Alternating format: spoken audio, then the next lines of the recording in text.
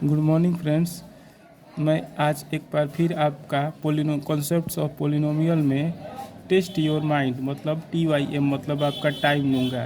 अर्थात आज का मेरा वीडियो आप पूरा देखिएगा। यदि आधा अधूरा देखिएगा तो आपका कॉन्सेप्ट जड़ से क्लियर नहीं हो पाएगा और इससे यह हानि होगा आपको कि क्वेश्चन आप ठीक से सॉल्व नहीं कर पाइएगा। यहाँ तक कि ऑब्जेक्टिव क्वेश्चन भी आप ठीक से सॉल्व नहीं कर पाइएगा। यदि आप कॉन्सेप्ट्स ऑफ पोलिनोमियल पर पूरा टाइम नहीं दीजिएगा, पूरा समय इस वीडियो पर नहीं दीजिएगा, तो आगे आने वाले चैप्टर्स में आप किसी भी क्वेश्चंस का ठीक से सॉल्व नहीं कर पाइएगा क्वेश्चन को। यहाँ तक कि ऑब्जेक्टिव क्वेश्चन भी आपसे सॉल्व ठीक से नहीं हो पाएगा। 80 to 90% ऑब्जेक्टिव क्वेश्चन भी आपका फंसने लगेगा। इसलिए जितना भी कॉन्सेप्ट्स ऑफ पोलिनोमियल है, जितना भी मैं कॉन्सेप्ट्स ऑफ पोलिनोमियल पर सीरीज बना रहा हूँ, उन सारे सीरीज के सारे वीडियो को आप पूरा टाइम पर वॉच करिए। पूरा वीडियो देखिए, आधा पर मत छोड़ दीजिए, आधा पर मत छोड़िए, नहीं तो कॉन्सेप्ट ठीक से आपको क्लियर नहीं हो पाएगा। आज मैं फिर से IQ टेस्ट आपका लूँगा। चौथा नंबर क्वेश्चन से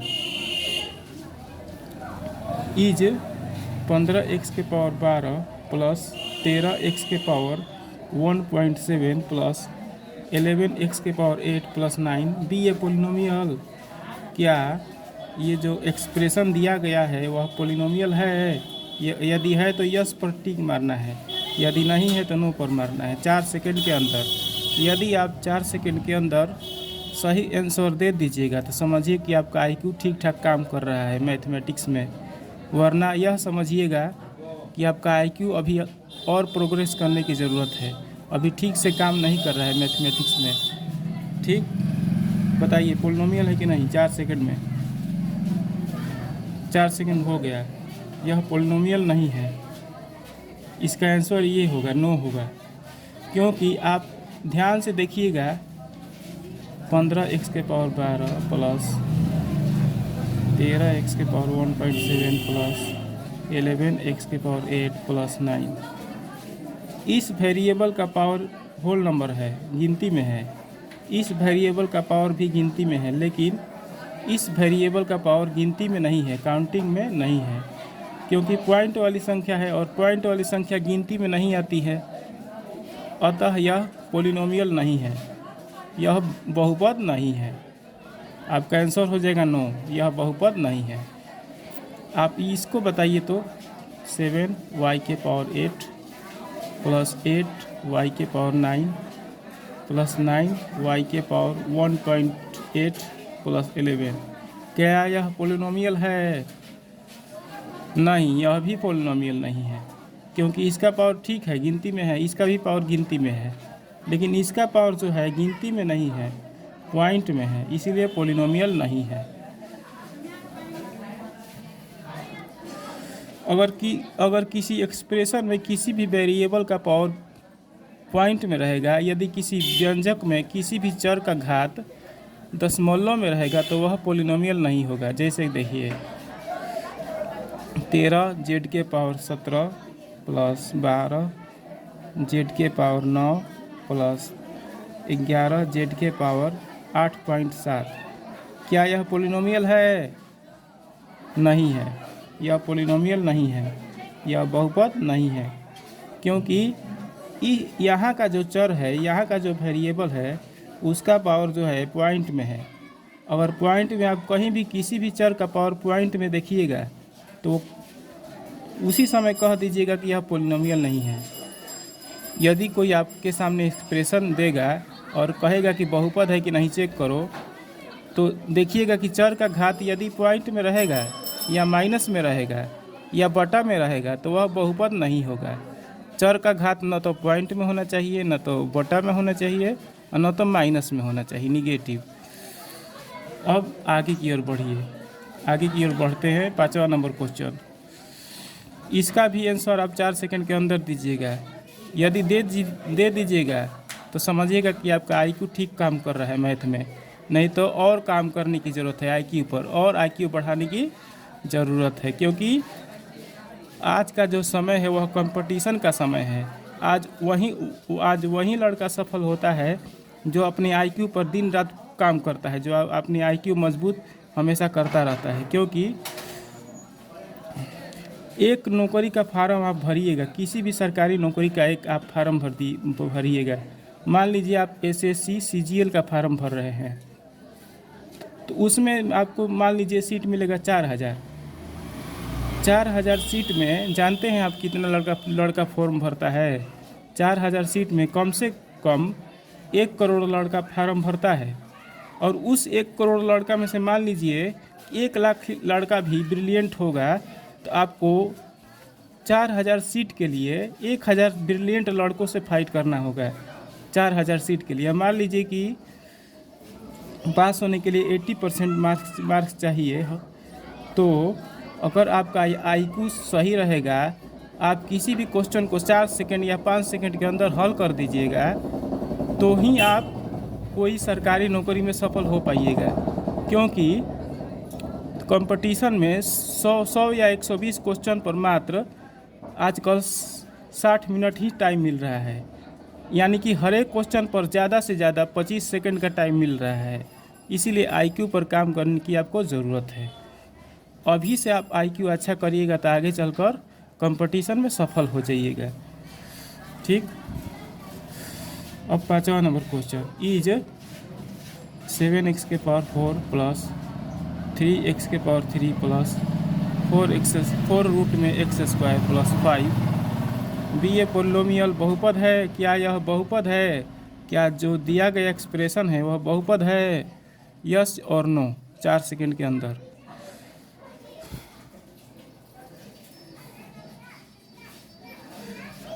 तो 4 सेकंड हो गया, आप आंसर मिला लीजिएगा। मैं सही आंसर बता रहा हूँ। इसका पावर गिनती में है, इसका पावर भी गिनती में है। क्वेश्चन इस प्रकार है 7x के पावर 4 प्लस 3x के पावर 3 प्लस 4 रूट में x स्क्वायर प्लस 5। तो देखिए इस वेरिएबल का पावर गिनती में है, इस वेरिएबल का पावर गिनती में है। यह जो वेरिएबल है वह रूट के अंदर है।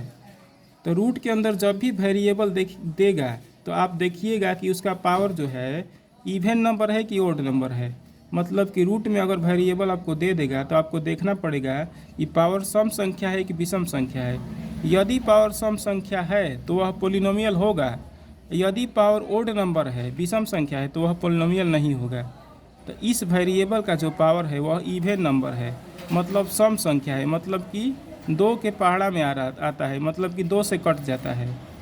इस वेरिएबल का जो पावर है वह 2 है यानी कि 2 से कट जाएगा। इसलिए यह बहुपद है, यह पोलिनोमियल है। यस। 8y के पावर 9 प्लस 7y के पावर 10 प्लस 11 रूट के अंदर y के पावर 6 प्लस 9। बताइए यह पोलिनोमियल है कि नहीं? इसका पावर काउंटिंग में, इसका पावर गिनती में है, इसका भी पावर गिनती में है। रूट के अंदर जो वेरिएबल है उसका पावर इवन नंबर है, सम संख्या है जो 2 से कट जाता है। y का जो पावर है वह 6 है और 6 जो है सम संख्या है जो 2 से कट जाएगा पूरा। जो भी 2 से कट जाता है वह सम संख्या होता है। तो 6 कट जाएगा 2 से, यानी कि यह पोलिनोमियल है। ठीक। अब आगे की ओर बढ़ते हैं। अब 6वां नंबर क्वेश्चन देखिए इज 8x के पावर 6 प्लस 5x के पावर 5 इज 8x के power 6 plus 5 under root x के पावर 5 प्लस 6 x के पावर 3 प्लस 8x प्लस 9 भी ये पोलिनोमियल। क्या यह जो व्यंजक दिया गया है वह बहुपद है? यस और नो 4 सेकंड के अंदर। इसका जवाब है नो, सही उत्तर है नो, यह बहुपद नहीं है। अब आप पूछिएगा क्यों नहीं है, तो ध्यान से समझिए। इस वेरिएबल का पावर काउंटिंग में है, गिनती में है। इस वेरिएबल का पावर भी गिनती में है, इस वेरिएबल का पावर भी गिनती में है। लेकिन यहाँ का जो वेरिएबल है वह रूट के अंदर है और रूट के अंदर जो वेरिएबल है उसका पावर ओड नंबर है, मतलब विषम संख्या है। इसी कारण से यह बहुपद नहीं है। जब भी रूट के अंदर वेरिएबल दिया रहेगा तो देखना पड़ेगा कि सम है कि विषम है। यदि विषम है, मान लीजिए 7 है, तो 7 विषम संख्या है, तो तब यह पोलिनोमियल नहीं है। यदि रूट के अंदर वेरिएबल रहेगा और उसका पावर सम संख्या रहेगा 8 इवन नंबर, तो बहुपद हो जाएगा। लेकिन ओड के केस में बहुपद नहीं होगा। इसी तरह से यदि वो 7y के power 9 plus 11 under root y के पावर 11 प्लस y के पावर 6 दे देगा, तो देखिए कहिएगा कि यहाँ का जो वेरिएबल है रूट के अंदर है, रूट के अंदर उसका पावर ओड नंबर है, विषम संख्या है। इसी कारण से यह बहुपद नहीं है। जब भी रूट के अंदर वेरिएबल रहेगा तो पावर अगर ओड रहेगा तो बहुपद नहीं होगा, पावर अगर विषम रहेगा तो बहुपद नहीं होगा। अब 7 नंबर क्वेश्चन, क्या यह बहुपद है, क्या यह पोलिनोमियल है? 4 सेकेंड। यस, यह पोलिनोमियल है। x के पावर 4 प्लस 1 बटा x के पावर -4।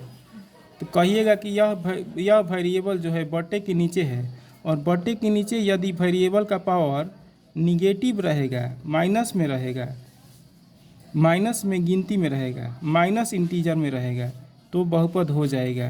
क्योंकि जब ऊपर जाएगा तो प्लस में हो जाएगा। जैसे कि x के पावर 4 प्लस, इसको अगर बटे के ऊपर भेजिएगा तो उलट जाएगा, तो यह प्लस में हो जाएगा। पावर माइनस में होता है तब ऊपर जाने पर प्लस हो जाता है। अब बहुपद हो गया कि नहीं? इसी कारण से अभी बहुपद है। y² प्लस 1 बटा y के पावर -2, यह बहुपद होगा, क्योंकि बटे के नीचे वाला जो वेरिएबल है, जो चर है, उसका पावर गिनती में है लेकिन माइनस में है। तो माइनस में यदि गिनती में रहेगा तो बहुपद हो जाएगा। लेकिन ऐसा अगर रहेगा x² प्लस 1 बटा प्लस में पावर रहेगा बटे के नीचे, तब बहुपद नहीं होगा। इस केस में यदि ऐसा रहेगा z के पावर 4 प्लस 1 बटा z के पावर 4, और नीचे बटे का नीचे वाला वेरिएबल का पावर यदि पॉजिटिव गिनती में रहेगा तो बहुपद नहीं होगा। क्योंकि बटा का नीचे जब रहेगा तो गिनती में पॉजिटिव नहीं होना चाहिए, गिनती रहेगा लेकिन निगेटिव रहना चाहिए, निगेटिव इंटीजर रहना चाहिए, पॉजिटिव इंटीजर नहीं रहना चाहिए। तो इस केस में बहुपद नहीं होगा, लेकिन निगेटिव वाला केस में बहुपद हो जाएगा। लेकिन ध्यान दीजिएगा कि निगेटिव इंटीजर होना चाहिए, दशमलव में नहीं होना चाहिए। आज का यदि वीडियो आपको अच्छा लगा हो तो ज़रूर लाइक करिएगा, क्योंकि विश्वास करिए कि जो भी मैं आपके सामने वीडियो बनाता हूँ, बहुत मेहनत लगता है वीडियो बनाने में। खासकर आप जानते ही होंगे कि मैथ कितना कठिन सब्जेक्ट है।